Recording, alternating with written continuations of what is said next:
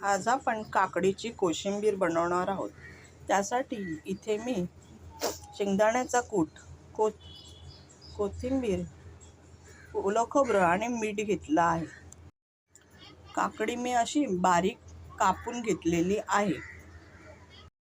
आता इथे मी पहिले काकडीमध्ये शेंगदाण्याचा कूट टाकणार आहे।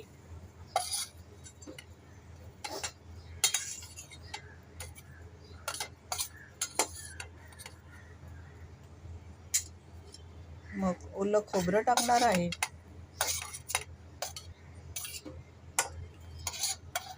आणि स्वादानुसार मीठ। ओलं खोबरं तुमच्या आवडीनुसार तुम्ही टाकू शकता। आणि आता बारीक कोथिंबीर टाकणार आहे, बारीक चिरलेली कोथिंबीर। आणि हे सर्व आता मी मिक्स करून घेणार आहे।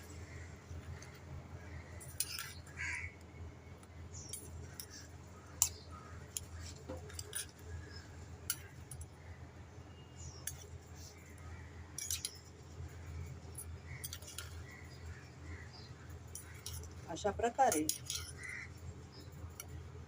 मिक्स करून घेतल्यावर आपली काकडीची कोशिंबीर रेडी आहे। आवडली असल्यास लाईक, शेअर, सबस्क्राईब करा।